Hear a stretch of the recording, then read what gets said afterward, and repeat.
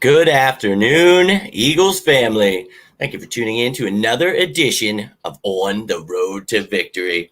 I'm your host, Jimmy Smith, and with me today is no other than Hollywood, Evan Hearn himself, a great friend of mine. We work together over at 4th and Jawn. He co-hosts with Gail over there. If you guys don't know him, that's the reason we brought him on today. Thank you for tuning in, Evan. It's a pleasure to have you. Thank you for having me, Jimmy. I really appreciate it, man. Let me just ask you a question real quick. Like, is it okay if I wear this hat backwards, or like, because I know that's a big controversy nowadays, which way you're wearing your hat. This is okay though, right? This is day 2 in a row where I've messed up. I should have had these things taken care of before the show. We should have both had our hats on backward. That's a great point, because apparently you can't get the job done because your hat is on backwards. So maybe we could have put that to the test. I wear my hat forward half the time because my hair is just outrageous right now. And we got the flow going, bro. Yeah, it's happening. It's happening. I made a joke yesterday, and I was just like, looking like half David Bowie, half Wolverine here. I'm getting by, dude. That's and two good mixes, though. I broke my trimmer, though, so no more jacking it up, no more. So it's just going to grow now. Nice. I'm not even ordering one. We got Caveman Jimmy coming week 8. Yep. Until the birds really start making me feel good, I'm not shaving. So that's going to be the thing. You want to know something that's crazy? So a few years ago, this is like studios ago at 4th and Jawn, we had this agreement. It was when the Eagles were on their run that eventually led to them winning the Super Bowl. Mm-hmm. And so we had this agreement. We're like, all right, we're not shaving our beards until the Eagles lose a playoff game. And we were only like midway through the season at that point. Okay. So like we were like already committed for like at least 8 weeks. And so the Eagles ended up not losing a playoff game the entire playoffs. And then we're like, all right, so do we just got to keep on going? Like, because we said no shaving until we lose a playoff game. We didn't make it all the way. There was no way. we would have been pretty mangy, man. Yeah. That's great. That's a great point right here. He says we should have rocked some visors. Gruden, what are you talking about, man? Our own Doug Peterson is the visor master. Exactly. My girlfriend always laughs. She's like, "You sure you don't want me to get you one of those?" I'm like, my hair is at that length, kind of. I could like flop it out, a little bit. Honestly, if I wore a visor, you wouldn't even be able to see the visor. All my hair would just cover. Exactly. I think I might have missed the boat, but exactly. Maybe we'll have to think about that for the next show. But yeah, ridiculous to hear stuff like that. We know that we've been hearing all kinds of bad stuff about, Carson Wentz, and there's plenty of issues on this team. And, definitely, rightfully so that you're hearing these things. But when you hear stuff like, and him imitating him, does he think that's how we sound? Does he think that's how Carson Wentz sounds? Like, I have no idea. Like, apparently he's never stepped foot in Philadelphia because, like, I don't know. And he's from North Dakota, so I'm not picking up what he's trying to put down. Yeah, he's just a clown. If someone brought it to my attention, I said, honestly, you guys always have to bring that to my attention, because I refuse to watch his show or a lot of people's show because they're asinine. And it's funny, we were talking before the show. It's like, we love doing this. We love interacting with the fans. That's what it's all about. And those people are not about that. They're about trolling people. No, exactly. They reach this point where they're untouchable, and then they just start trolling, and then it's clickbait at that point. Yep, and drives me insane. So we try not to go down that road. Yeah. But it's funny. I'm glad you brought that up. It's something I've been laughing about the last couple of days. But this week I think Carson Wentz gets a chance to redeem himself against a banged up Bengals team that's not that good, and like you just said, much needed win.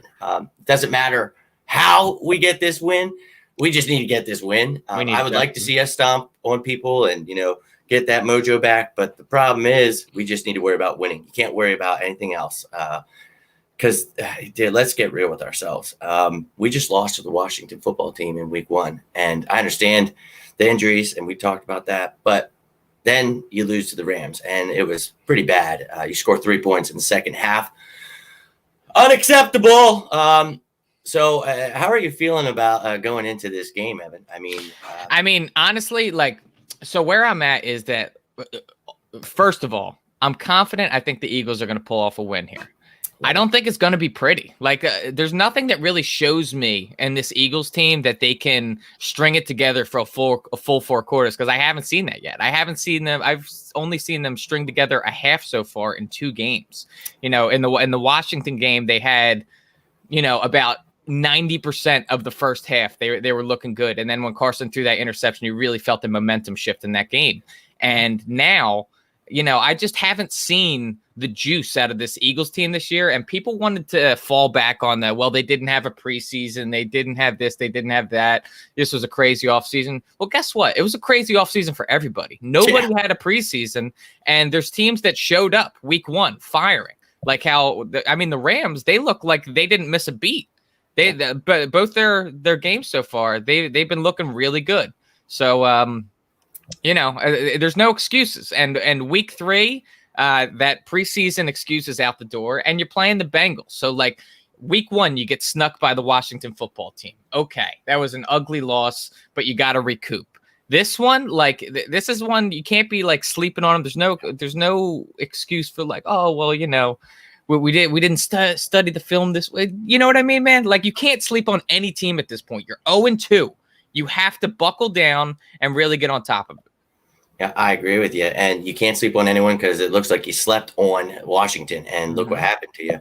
And you're in an 0-2 hole. If you lose 0-3, you're going against some really tough opponents coming up, and that's not good at all. So, I mean, nobody wants to go 0-3, but we have a very, very tough schedule in the second half of the season. So we need this. We need this win right now. I know, you could sit here and be like, well, we're statistically not out. Yeah, I get it. But if you lose this game, you might as well, give up on your chances of winning the Super Bowl. We might dance with getting in the playoffs, but this team has no business. And I'll watch every game and I'll support them. But I will realize when it's over. And if that's the case, we're going to have a tough And like, when you're actually out of playoff contention and the season feels lost, like, obviously diehards like us, we're going to watch every game that, all 4 quarters, we're always going to watch it. But it's the juice that gets lost in that. You know what I mean? It's the excitement leading up to the game. It's more of just like a formality. You know what I mean?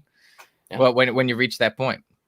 Exactly. And, I, like you said, I'm somebody that I always try to be positive. I always try to put things into context so that we're looking at things. What's really the issue here? We're not jumping off ship. You heard it. Derek Gunn said, he's like, why? There's a couple holes maybe in the ship. Why are we jumping off? We're not sinking. Right. Mm-hmm. So that's exactly how I feel. Sure. I'm a little nervous and I'm a little worried, but like Soko just said here, he thinks it's a massacre. I'm a little more on the side with Evan. I think it's going to be a tough test. I think it might be a shootout.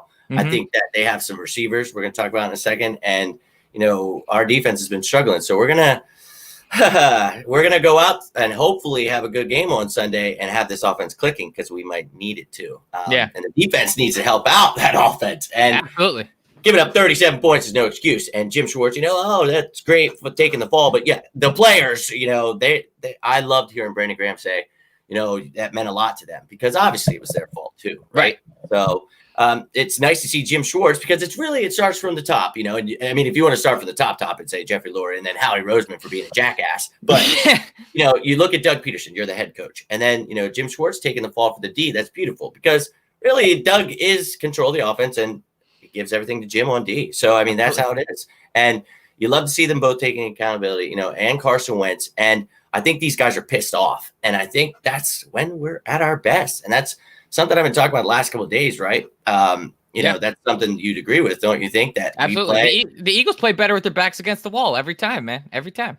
Underdogs, baby. Get out the mask, get out the ski mask, whatever you got to do, man. It's get pissed off. And we got a little question here for you. Evan Hollywood Joe gonna put up numbers on us. It's something that I'm not. I don't know how I feel about it right now. I've seen Joe Burrow. He seems like a good quarterback. It doesn't seem like the NFL's too big for him. They let him throw the ball 60 times the last time he was playing. So, like, obviously they have confidence in this kid. He has great receivers. And, I think he's definitely going to throw the ball on us for sure. But I think we can hold Mixon in check, and we're going to make it a one-dimensional game with Joe Burrow. And hopefully, if we can make it one-dimensional, we can maybe force some turnovers. That's exactly where I was going to go with that. That's exactly what you do, and we have to. Fletcher Cox might be out with that oblique injury, and he probably will be. He was grimacing in some pretty bad pain last week, and from the sounds of an inside source like Derek Gunn, him telling us that he might not play, that to me tells me that he might not play. So exactly. It's like shit. But Malik Jackson's been tearing it up, right? He's one of the best defensive tackles in the game right now. And it's only 2 weeks in, but still, I mean, at least you look at the positive of that. Hargrave had a limited amount of snaps, but he was back healthy. 25 snaps last week. Yep. Let's get him back in Ridgeway in this rotation. I still think we'll be okay, but you got to shut down Mixon, like you said, and then you make Burrow one-dimensional. And if they have to pass 60 times, it's great. But if you know what's coming, if you're getting after him, that's the next thing I'm going to talk about. You got to get after this damn kid. And, that was something I talked about last night, and I really was getting pissed off thinking about it. I understand that Jim Schwartz, we only use 4-man rush. That's how it is. Why not? You better be the best 4-man rush in the world because you are one of the highest paid, if not the highest paid in the league. So it's like you have to create pressure. Yep. If you're not, then bring in some guys like Davian Taylor. Maybe in a game like this with Joe Burrow, where you want to spy him, where you want to do things where a guy like him doesn't maybe necessarily want to be put in coverage, but have him watching Burrow, have him attacking him on certain plays, run some cross dogs, run some things that people have never seen before. Make them uncomfortable. Exactly. And you don't have to do it 20 times, man. Do it 7, 10 times. I don't care. Throw it in the game here and there where they're like, oh my God, these guys actually blitz us. And I just feel that you got to do something because you said it. The Rams were just going right down the field on us. Yeah. And it's sick, to watch other teams doing it, but especially when that's that team doing it to you. Yeah. And, you watch the Chiefs, you watch, Andy Reid doing it, and you're like, man, that would be nice. And we can't get anything going. And feels like every time we do, it's an interception or a stupid thing. And it's like, I feel, though, it's those little mistakes, though, that are, keeping us back. And I think that those can be fixed. I'm not ready to jump ship how many people are, and it's scary to see. We got a couple comments popping up. Bad as it sounds, we're going to have a long, drawn-out drives. Well, that's the thing, so we might as well – we're talking about getting after him. Evan said it. Make them one-dimensional. Now, let's hear what your thoughts are on these receivers that they have. A.J. Green, Tyler Boyd, John Ross, and rookie T. Higgins. Yeah. No, I mean, obviously they got an elite wide receiver core. AJ Green is getting a little bit older, but he was an elite wide receiver in his day. He's still got some juice in the tank. You look at Tyler Boyd, he's really been flying under the radar the past few years. Yeah, what's up, my man? He's been flying under the radar these past few years. He's he's a high volume guy. He's reliable, and he's going to end up being Burrow's number one weapon by the end of the season. And T. Higgins, he was a guy that I wanted during the draft, and I think he's got a lot of weapons he can grow with, and that really is something that is the opposite of what Carson's had. Carson really hasn't had receivers that he could grow with, and I really wonder how much that would have changed his career path to this point, Seriously, instead of going with the old man River crew, I really think that. And then, we talk about all the practice squad players and everybody, but I think that, you look at a kid being gifted with so many great wide receivers off the bat and with so little that we've done for him. I was literally just venting to my girlfriend last night, are you kidding me? Could you imagine a guy like she's probably who's T. Higgins? And, it's these are names we talk about. If we would have got a guy like Rager, which we did in the first round, and then backed it up with a bigger receiver in the second round, could you imagine we're helping our quarterback? And instead, we got a quarterback who now looks like he's putting unwanted pressure on our quarterback, which we kind of just brushed off all offseason.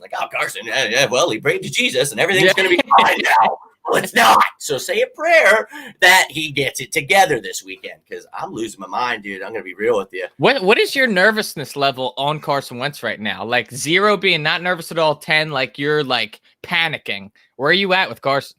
To answer Soko's question quick, holy crap. Imagine him with an elite. Imagine with Hopkins.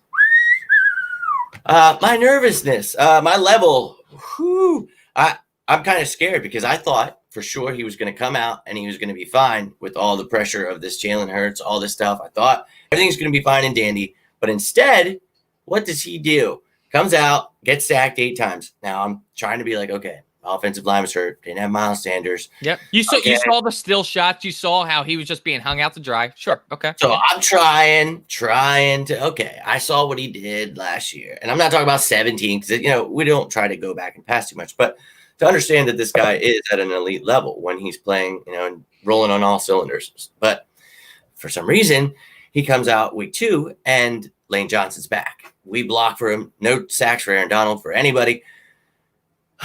And Carson Wentz, I feel like maybe now we dress up, we suit Jalen Hurts. Now he's on the field for, 3 snaps, whatever. But is this an issue with Carson Wentz? So I guess I'd say my nervousness is kind of high because the fans, you think he's feeling that pressure from Hurts?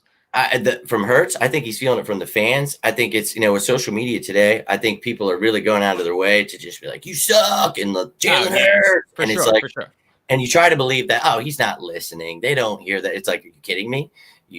Are you kidding me? Because he does. And it's like, that's why I just try to be like, you guys, we want our quarterback to play good. Like, do you guys not remember this quarterback? Like, why are we not wanting him? And Philadelphians have a way of overreacting. Yeah, we do. And I try not to when it comes to a guy that needs to be our future, and sure, the people that, are bums, you can get pissed off at them.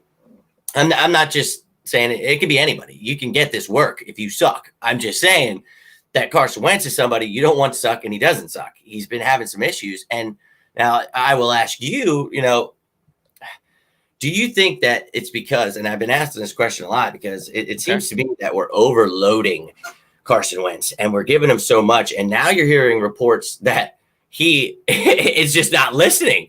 And is it that maybe he's just getting thrown too much and he knows it, and he's like, look, dude, I need to be rolling out of the pocket. You need to be using me where I actually excel. And that's where he has succeeded in the past. And that's something that I really can't wrap my head around, why that hasn't been more involved in the game plan. He seems like so ultra focused on staying in the pocket no matter what. And that to me, there was one play that he converted in the last game. He ended up making the pass downfield, but I still found myself not upset, but just aggravated because he let himself get in this little pinch to where he had this tiny little window to throw the ball. I'm like, dude, if you just rolled out, you had all the space in the world. I don't understand why he's forcing himself to stay in the pocket. I don't know if it's him. I don't know whether it's the coaching, but truly when we've seen Carson excel is when he's outside the pocket. And I want to start to see more of that. I don't know if it's coaching or the thoughts of injuries in the past, is what's leading him to stay there. But yeah, dude, it's not good. We need to get him back to what he's good at. Yeah. I mean, how are we looking at regression right now in year 5?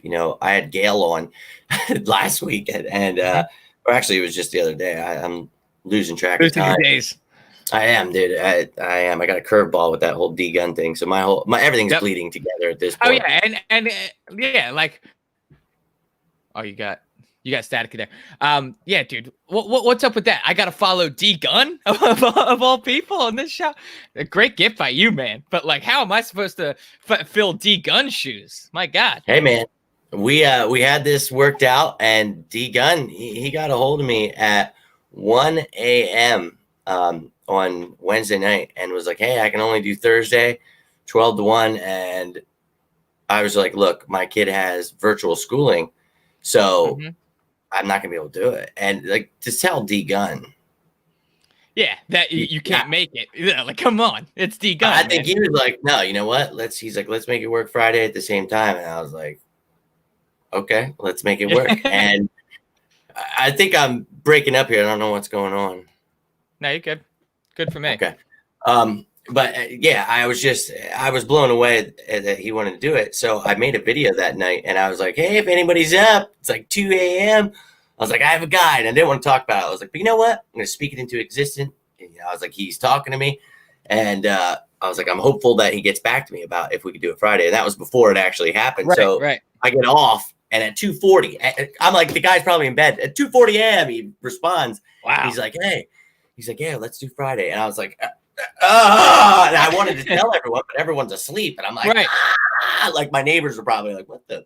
Yeah, what's going on over there? I'm losing it. And then I can't sleep all night. And I'm like, yeah. But then I realized, like, oh my God, because first, let's keep this in mind. Before I went live, I'm like getting ready as if I got to go live Thursday with him. Like, I'm like, oh my God, like, we're going to have to just do this with no sleep. Right. We're going to have to make the kids thing work somehow. But he was cool. So I got a day to, but I had to do all that stuff in the day. And then I had so much going on, and it was fun to get ready for it. But I'm like, I'm going to have a heart attack. Yeah, it was a good interview, man. It was a really good interview. I appreciate that, man. I was literally like, don't you dare.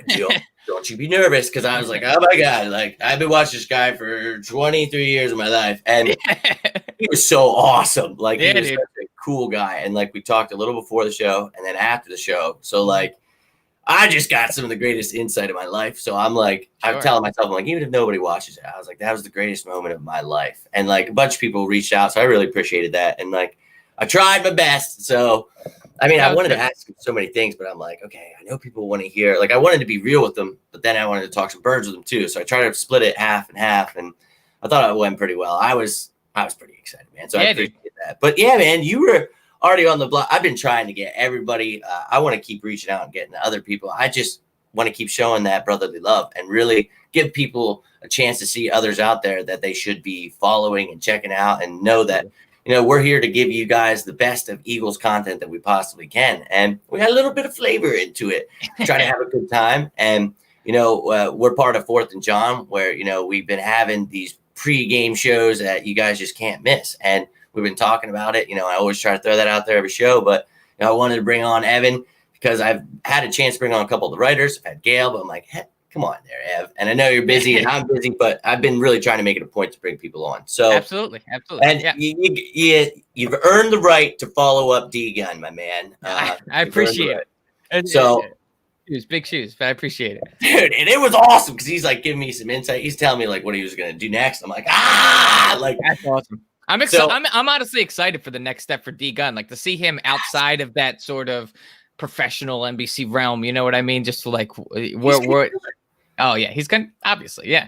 It just I reached out to him the day that it happened, and I was just like, look, man, social media is taking over any kind of radio, any kind of TV. Like, you need to be in this. And then he started following me the one day, and I was like, all right, I'm gonna reach out to him on Twitter because it was on Instagram where I could only message him. Yep. And he actually replied on Twitter, and it was like one day he said something, and he was like, yeah, well, one day we'll make something work, and that was that Wednesday at 1 a.m. So I'm like, what? So random as hell, but he was like, I'm going on vacation next week, so I want to, get it. I want to help you out. Now I'm like, right, okay. So I told him, okay, this is corny as hell, but I got to tell you guys. I can't believe I'm about to tell this. So I'm talking to him afterwards, and he's just like giving me all kinds of awesome like advice and saying stuff, and I was just like, take your shot. So I'm like, well, I was like, I know you got a lot of, new adventures coming up and all this stuff. And, he had told me already he was like, hey, if you ever want to do something, because I'd asked him in the show about whatever. And he said, yeah, if you ever need me. So I was like, hey, I'm not going to harass you, but, I'm a part of like these shows. And if you'd ever want to come on, he's like, well, we can talk, I'm going on vacation. So I was like, yeah, I don't want to harass you about it. Yeah. So he starts talking, and I was like, well, on the same token, I was like, if you ever need anyone to do anything, I was like, I could be your hired gun. Oh, that's a good line. Yeah, I couldn't believe I said it. And I didn't think about it, anything. Like, it just came out. I was like, oh, yeah. He was like, nah. Like, I was like, you did not just say that to that guy. Like, no, you didn't. No. That's funny, though. That's funny. But that's how my brain works. I'm just always trying to. But that's also how you leave impressions, lasting impressions on people, bro. Very true.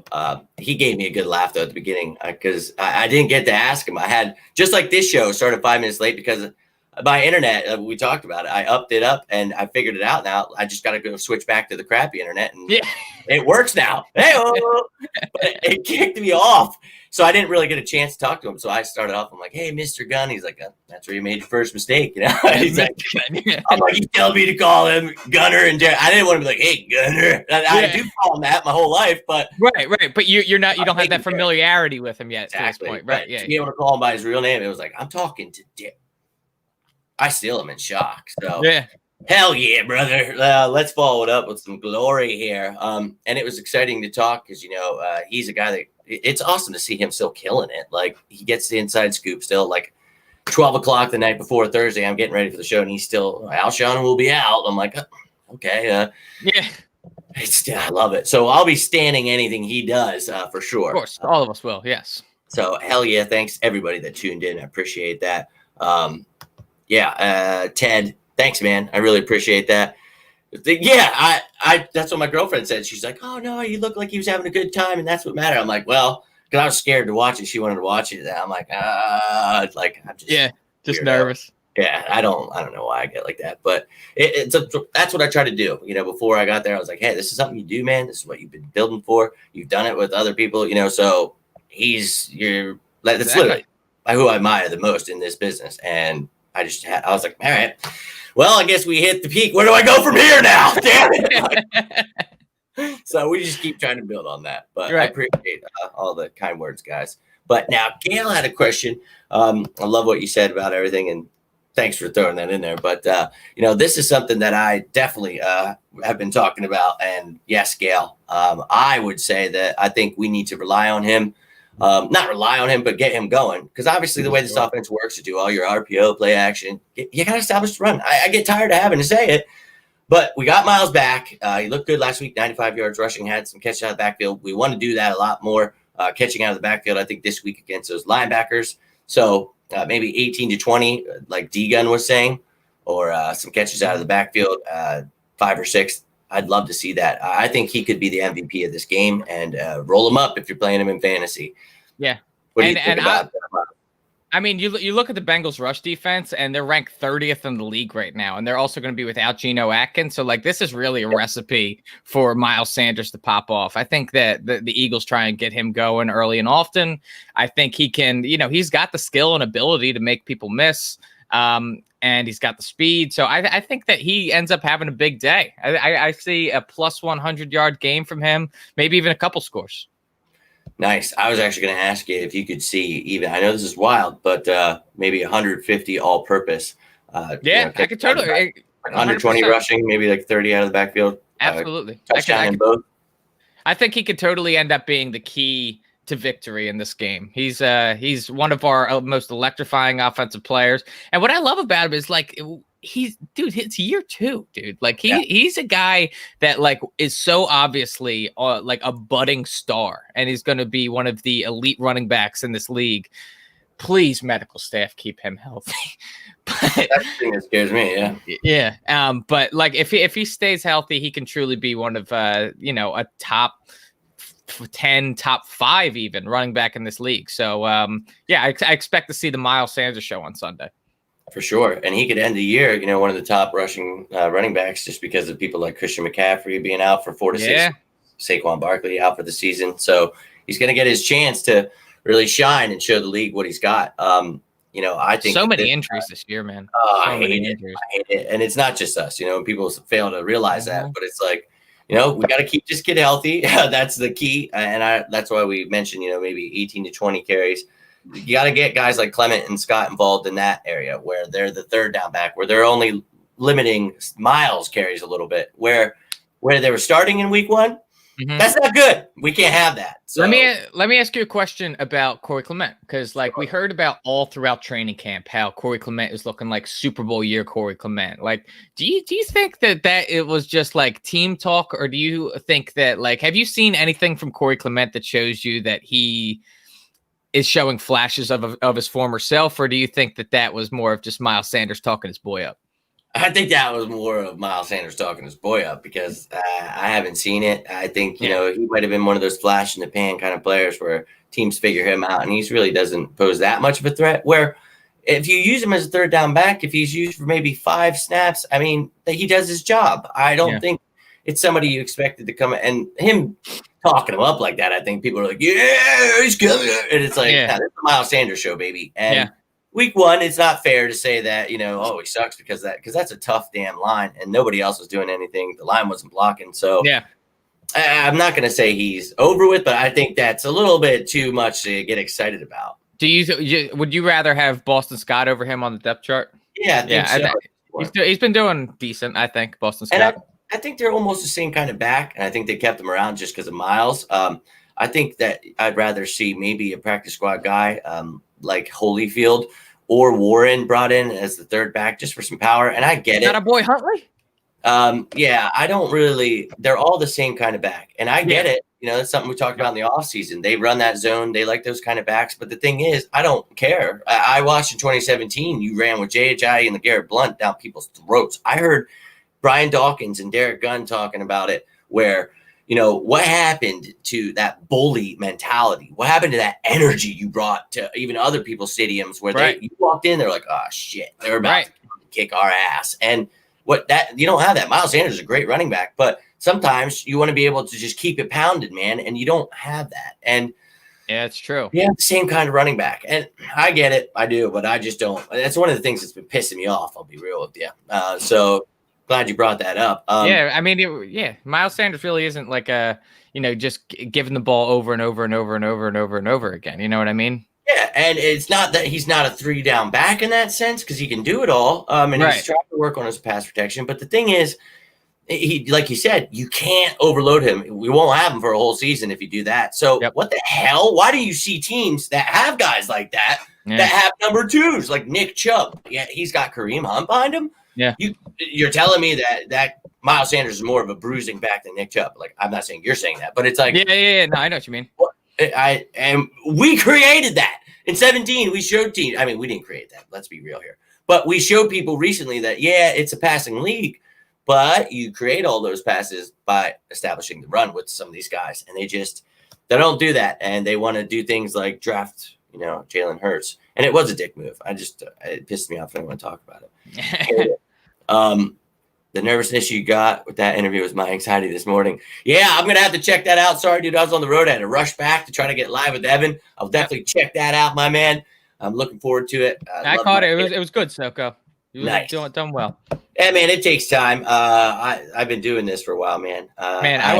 Jimmy, I wish you could have seen the first time I was on 4th and Jawn, man. I was a freaking I couldn't even I couldn't even talk in full sentences. I was the camera guy when I was first brought onto 4th and Jawn.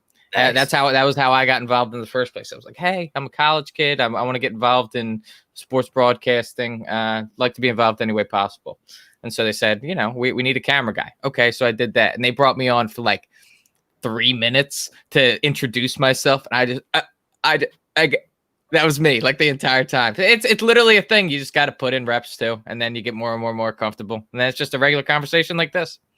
Exactly, and that's the thing. I just sat there with one of my idols yesterday, and Soko, I was nervous as hell. So that feeling doesn't go away. It's just you learn how to just adjust and adapt to it. Be like, it's okay to feel that way. You use it as a source. Be like, this is something good. My body's just getting excited. So let's use that excitement. You like to party, right? Just think of it as a party. We're going to hang out. We're a party, man. And you guys like to talk about birds, right? That's what we do. I bring on people that want to talk their birds. And we talk whatever. I mean, people throw in the wildest comments sometimes. But that's just how we roll. And birds 24/7, man. Yep. And if anyone out there that's just starting or doing it or wants to start, man, you can do it, man. And if you're nervous at first, and if you mess up, maybe you mess up some lines, or I messed up some. I said good night to people yesterday. It was 12. It was like 1 o'clock at the end of the thing. Like, have a good night. I'm out of here, guys. Like, I was up since 6, so I didn't know where the hell I was. Like I told you, it was quite a crazy last few days. Well, dude, you're pumping out content 24/7. So like you're probably just down in the cave, right? At all times. You don't even know whether it's day or night or what. It doesn't exist to me half the time. No, I'm lucky I have a dog and a child, because you would think that like I'm just stuck here, but I honestly, my phone is my best friend. I actually love coming here and sitting down. I wish I could use this more, but this thing's a piece of crap, but I at least can sit down and come live. But it's like I'm always on the go or doing something, even with this quarantine. Like I can't go in anywhere and work and stuff now. So that's kind of made things much easier to get people content. Yeah, but sure. I don't wish this on anyone, obviously, and I'm not saying it's a good time, but it's given me time to focus on my craft and something I've been doing for a few years. And I was just going live on Facebook, and I'm gonna be real, I don't like Facebook, but I like the people that I found through that, and I love the community that's built there, and I love that I found Gail, found you. I mean, all these relationships I built were because of social media, and I knew if I just search for the good in it, and Gunnar was talking about that yesterday. Like, you can use these things for good. And, he's like, that's why you just keep going, keep telling your story. I'm like, dude, show it through actions, baby. So anybody out there that's thinking they can't, well, you can, because that's exactly how 4th and Jawn was started. I mean, we're all a bunch of guys that met through Twitter. I reached out and I slid in the DMs, man, to get involved. So it's social media is king nowadays for connecting people, obviously. Yeah. Wild. But getting back to the Eagles, man, like, I want to know, is this going to be the season where it finally clicks that we need to address the linebacker position? Please. No. Like, we don't care. I'm begging that we get a linebacker. Maybe trade for one this season. Maybe get one this offseason. But we need to address it, man. I can't do another year like this. I'm an Eagles fan through and through. Obviously, I'm going to ride and tie. But, like, throw me a freaking bone here. Give me a linebacker. Well, let me try to do something for you here, Evan. I'm going to try to make you feel a little bit better about this. But I'm with you 100%. I agree. I even made a joke the other day. I was like, hey, wouldn't that be crazy if Howie actually traded for a linebacker? Everybody else wants everything else. Yeah. When we get ourselves some help where we need it. Right. I don't think they're ever going to do that, which makes me very angry inside. We've had people, we give up on them. Apparently they go become all-stars like Jordan Hicks, ball LJ out. Fort. Yeah, and, you saw Camus Grugier-Hill have a sack the other day. You see all these guys, I'm not saying he had a great game, but, like, these guys are at least contributing. We can't do anything. We're getting burnt all over the place. So it's rough to see. But one thing I can try to make you feel better about is, the guy that I talked about nonstop this offseason was the guy that was going to help this defense and where I found the biggest hole to be, and that was the linebackers. It was a guy that doesn't play linebacker, but it's a safety named Will Parks. And, we brought him in to be that third safety, a guy that could come in and create a whole different package, for Jim Schwartz, where he could have a guy that could come in, line up, and not only be a dime linebacker that, is your linebacker there, but he's really a safety. It's a hybrid. He could also drop back, yeah. Yep, but he can do things where he can line up on the line of scrimmage against certain guys, tight ends, running back, certain receivers. He's a bigger guy. He's more of a box safety. You don't want to leave him too much single high, but he's a guy that will cover some of these guys that Nate Gary can't cover. And I think that's going to be a saving grace. If he's able to come back, he's eligible after this week to start practicing after this game here. So that'd be nice to have him back for the Niners. But that's the only thing I can try to tell you to make you feel positive, because I'd like to. The fact that we just don't care about linebackers drives me mad, man. Yeah, and I think really what the telltale sign is that, like, you look at how we lose these games and how teams game plan against us. They pick us apart with tight ends, and that's all the linebackers right there. They pick us apart in the middle of the field. You look at Higbee; he had 3 touchdowns. Yeah. No. White Snake is not enough. So, Coach, he's really not. 3 touchdowns. Higbee has 3 touchdowns. I mean, that's exactly how offenses plan against us, is they plan to take apart the middle of the field, and that can open up. Like, once we have to drop a safety down into the box to cover the middle of the field, then over the top is wide open. So. Well, Ted here asks, like I had mentioned a little bit earlier in this video, maybe you bring in Davey and Taylor. Maybe he's a guy that spies Joe Burrow that you use to attack him on blitzes. He's got that raw speed that, you got to teach him up. So, okay, well, use him on some things that aren't hard, man. And how better to teach someone than to actually let him do it. So get him on the field. And I talked last night. What pisses me off about this game is 2 linebackers that we talked about on the 4th and Jawn. Pre-draft. Akeem Davis-Gaither is a nice one, but in the second round, I really wanted Logan Wilson. Well, both of those guys are on the Cincinnati Bengals, both playing. So we're going to have to see what they look like. So you better use your linebackers, because why not at this point? We're going to need help. And a guy like Davey and Taylor, he can cover better than who is their guy now? Drew Sample, I think, is their tight end. Yeah, because Zuma is out. I'm not worried too much, but with Nate Gary sucking, you got to be careful. So we're going to need. Isn't that a crazy concept to have your rookies starting? Like, how crazy is that? Wow. But I mean, they're going to have to come in and play some more time. I think. I think Nate Gary's not going to lose like a starting job. He played 100% snaps almost of our defense, more than Rodney McLeod. So they're going to use him. But and I think was somebody's evident. got to help. Yeah.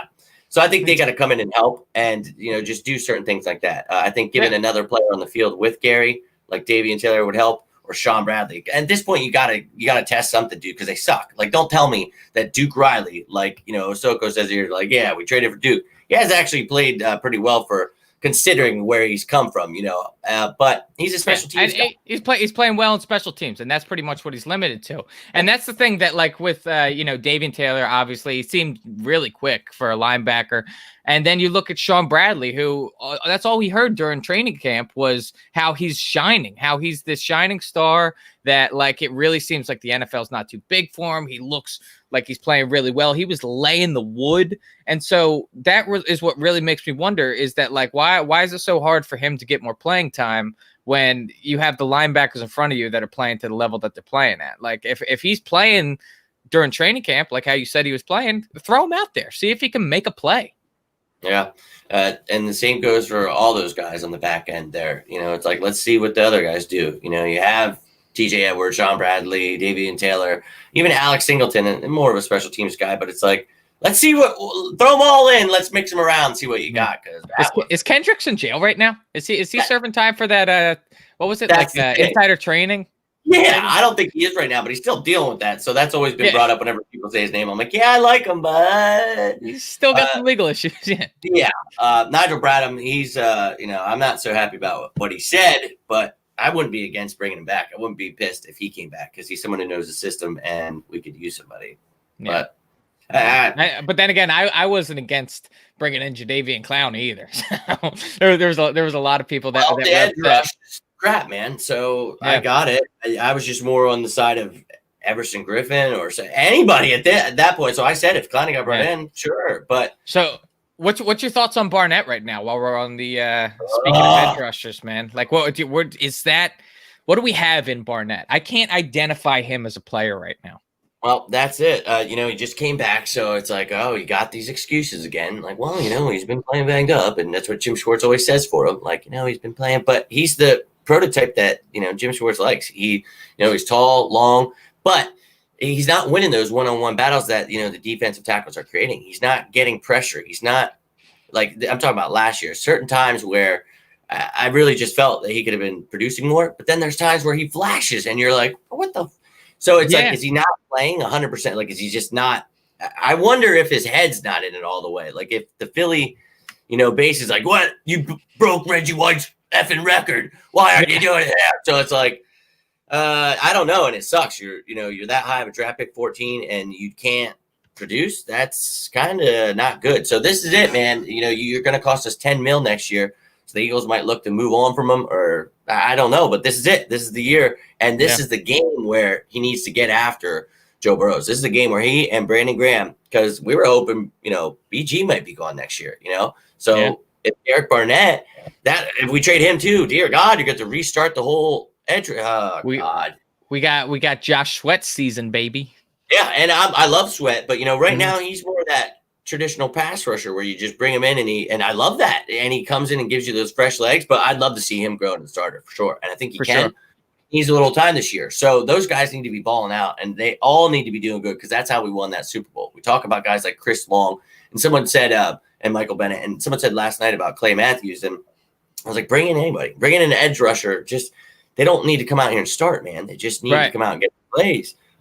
Joe Walker off the cook. I remember old Joe. I did too. He was a little bit of a fan favorite. He had a small hive going when he was here. Yeah, I think the defense will be a little different now, but I'm all right. I don't think Joe Walker is the answer we're looking for here. It's just another back end guy. And I don't really think Taylor's that far behind Gary because Gary sucked. And they can sit here and tell us that he's great. No, what snake? They can blast all the music they want. I get a perm. I don't care. It really does not tell me anything because he sucks. And if you drafted a guy in the 3rd round, and honestly, the guy in the 6th round has been doing better, Sean Bradley, I think that these guys need a chance. They need at least a chance. And especially in a game like this, that's why you need to come out and beat their ass. So that way you can get some of these young guys in time. Exactly. Still no word on if he's going to jail. Probably got off the plea deal. Yeah, he probably did. They always get away with everything. Anyone with money, that's what happens. I don't think he would have cut anybody right now. We need all the help we could get. I'll tell you that. Should have traded Barnett. Yannick Ngakoue. A lot of people were high on Yannick. A lot, man. That's a lot. That's a big price to pay for a team that is going to be $84 million over the cap next year. Sure, we have about $20 million rolling over, but that still leaves us about $65 million. So we are looking at a lot of issues that we're going to have to deal with. That would add another issue. Trust me, I love the idea. Ooh, Yannick Ngakoue, sure. If you can figure it out, do it. Trade Graham and Barnett. Get rid of both the contracts that you were going to anyway, probably next year. Do something. I don't know. This offseason was such a tease with that too. Why was he dropping all those little nuggets, Yannick Ngakoue? Yeah, right? You just like posting pictures of Eagles jerseys and shit like that. Come on, bro. Not okay with it. I'm gonna be real. Yeah. Because I was one of those people. I'm like, I take everything with a grain of salt. And I'm not gonna get excited until like I really hear something. And right, there was nothing there. And then he starts doing that, and I was like, wait a sec. Okay. Well, then it was maybe this has some legs, right? Like a couple weeks, and I'm like, all right, dude. Like what? Like, yeah, shit up the pot. Yeah, man. So I don't know. But Big Cox, Alshon, both Jacksons. It could be bad. Yeah. Well, that's BG. I thought I said Big. Wow, that's awesome. BG is definitely someone that you don't want to have to think about because you love him, but he's getting up there, man. And Cox, he needs to be restructured.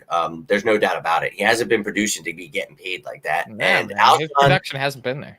Alshon and Deshaun will both, in my opinion, be cut because they'll cost you, or they'll save you around like 16, 17, 18 mil or something like that. Dude, that's why you drafted Rager. That's why, unfortunately, he drafted Arthega. Could you imagine? DK Metcalf is your replacement for Alshon Jeffrey. Taylor Rager's your replacement for Deshaun. You're getting me fired up, Jimmy. I don't understand.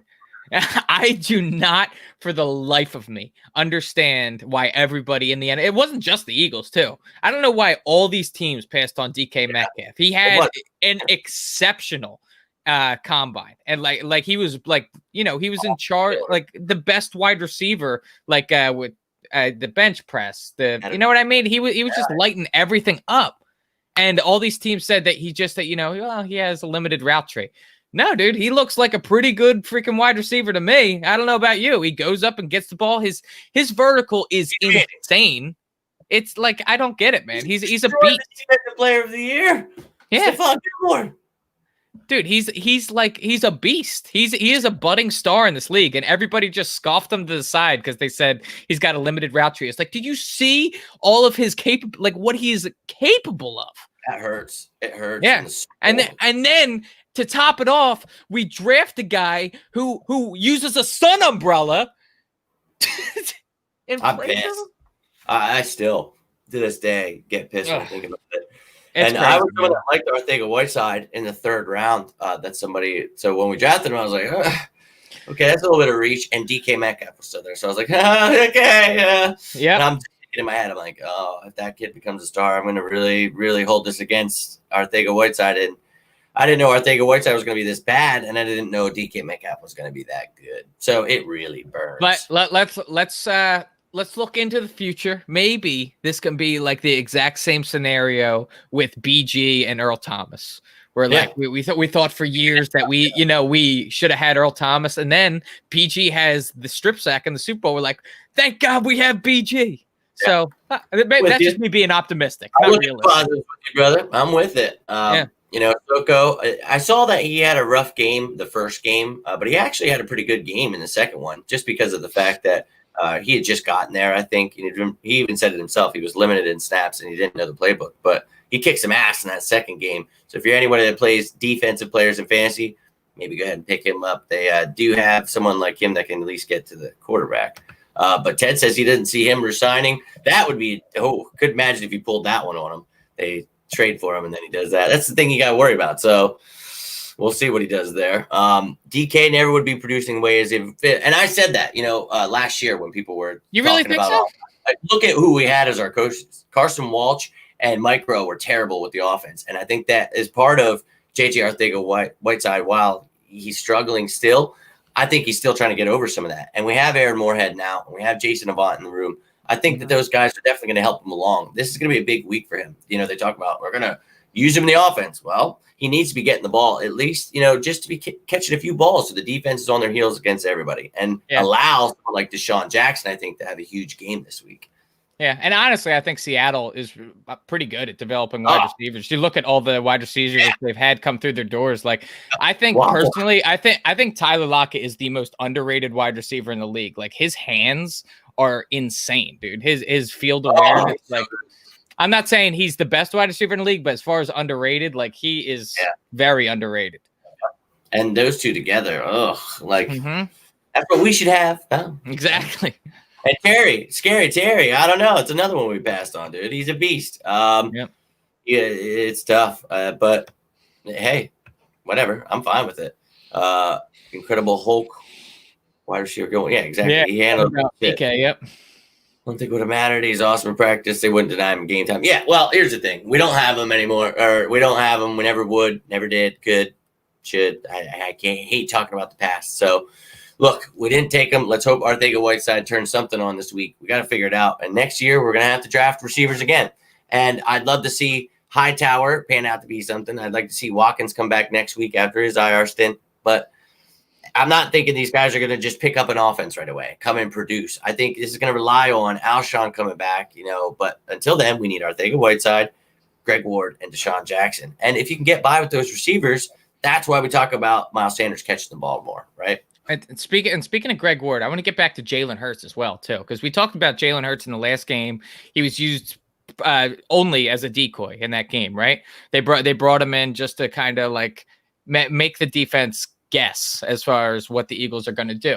Now, like my point to that was, couldn't you've done the exact same thing with Greg Ward? You have to respect the fact that he formerly played quarterback in college. And so if you're just going to be primarily using him as a decoy, like if you're going to use Jalen Hurts, dive in. Like that's where I'm at right now. You know what I mean? Like I don't want him to take away from the confidence of Carson, but if you have plays that'll work, dive in with Jalen Hurts and use him and not just as a decoy, because like, the way I'm looking at it, like that second round pick could have been used for something a lot more helpful if you're just going to end up using them as a decoy.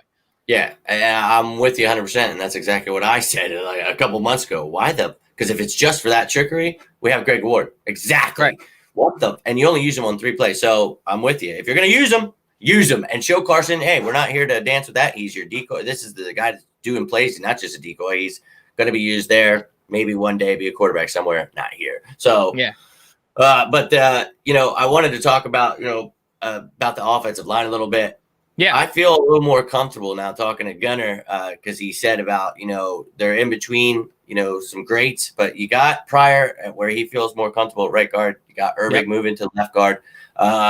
Hey, didn't allow any sacks last week. How are you feeling about the offensive line this game? I feel a lot better, honestly. I mean, when you have those bookend tackles out there, dude, like that makes all the difference in the world. And what's great is that like every other player, we've got a guy that could potentially be a Hall of Famer. You know what I mean? Yeah. You got JP, who's definitely going in the Hall of Fame. You got Kelsey, who's got a good shot, and you got Lane, who's got a good shot. So like in between all those players, that's where you stick the guys that, are not exactly world beaters yet at this point, but they're serviceable. And if they have the help on either side of them, I think that they can hold up well.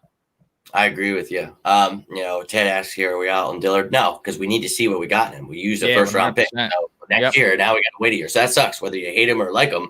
Yeah, we don't know. I'm done with the Mailata experiment. I'll tell you that right now. He didn't do too bad when he got in for those 18 snaps, but he's not starting material. So I know. I'm good. He's not going to be someone I put in and feel comfortable about, So we talked a lot about the offense. You think we see Tega at all this year? No. What was crazy is the fact that he didn't make the team and got put on the practice squad. I really thought that was somebody that, would come in with the injuries and be able to at least provide some kind of depth and challenge somebody, but maybe they didn't like what they see. But you got guys like Driscoll and Pryor who can play both guard and tackle. So I think that gets them the roster spot over someone like Tega. But I would like to see him halfway through the year, because think about this. They keep putting these guys on that lock every week. Your 4 players of the practice squad. You can only do that 4 times till that player can't be. So maybe they're keeping guys like him praying at the beginning of the season he sticks around, and then they can lock him later and then bring him up.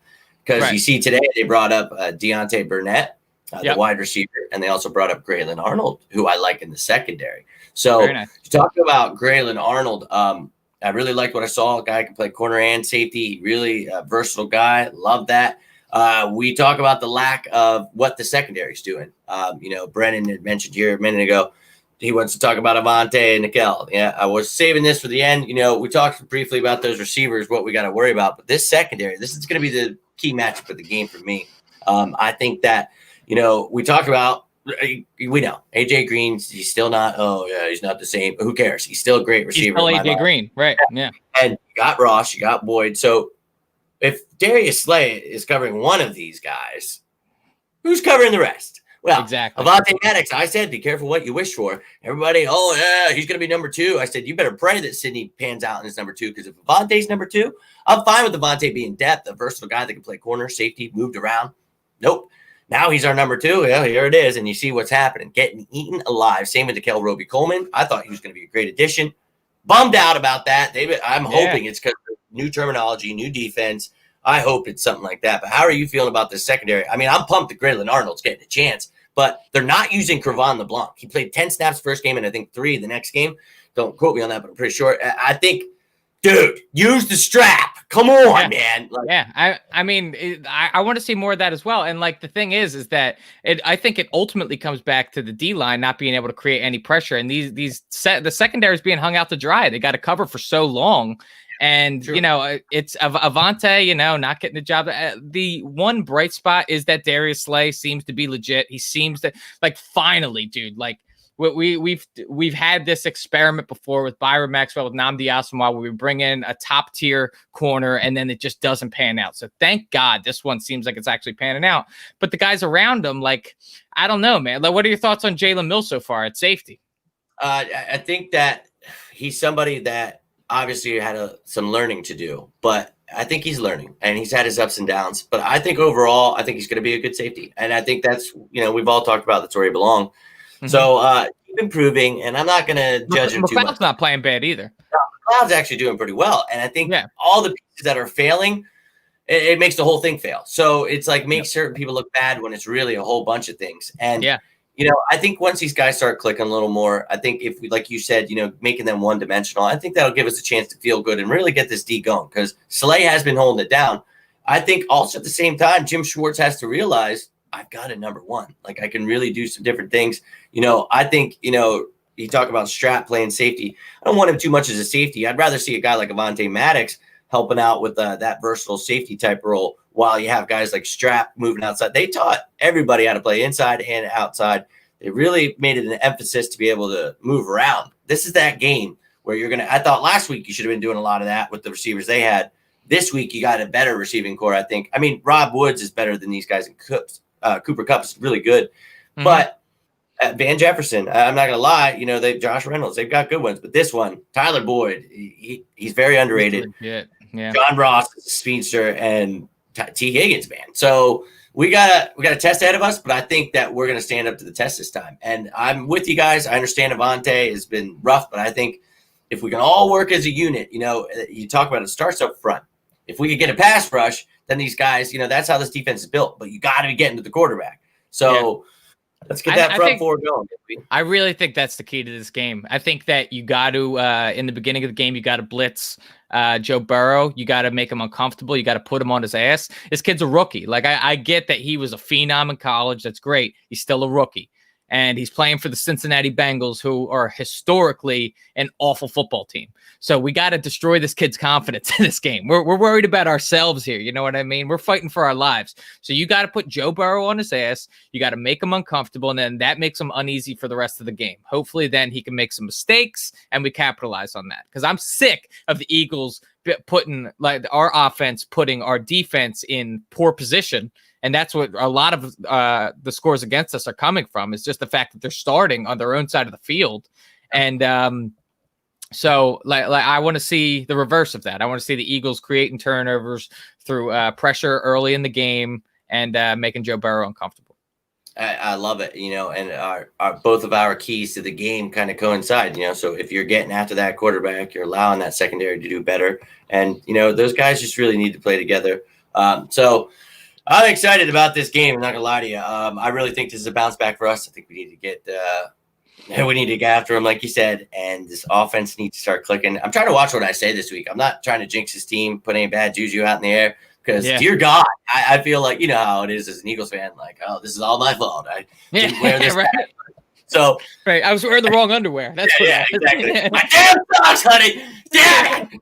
Like, you know, so I try to do my part, but I think we need to get after him, make him uncomfortable, and that's, you know, we'll be able to do that this week, I hope. And you're right, you know, use some blitzes, do some things. But I want to give you this chance before we roll here, guys. Evan, if you've got any final thoughts for tomorrow's game or anything else.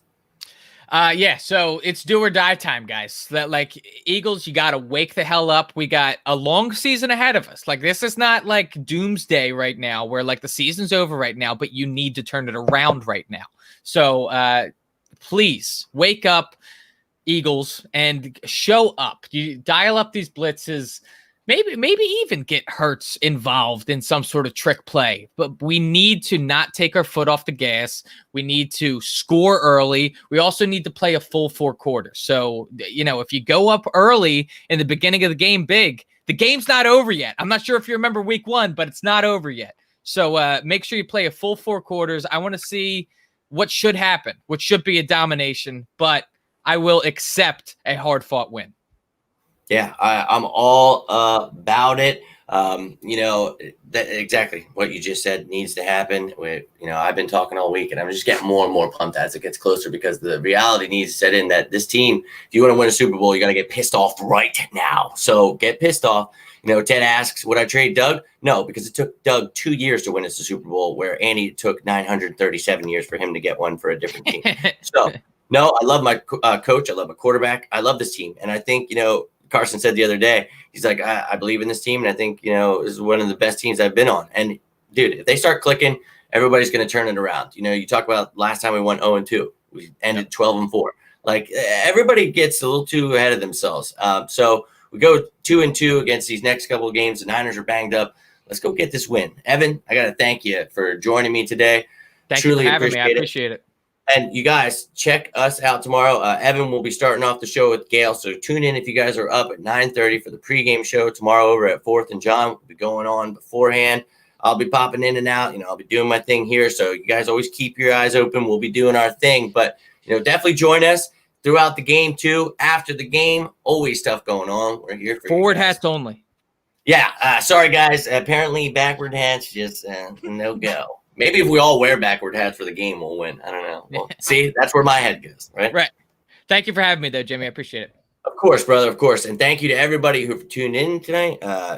See, I keep doing it. It's not even nighttime yet. It's 3 o'clock. I'm just ready. I'm ready for this game, baby. So Thank you, everybody. Questions, comments, get pumped up, because it's time to take those Bengals down. Let's go get this win on Sunday, guys. Have a great weekend. I'll talk to you guys tomorrow. And as always, go Birds!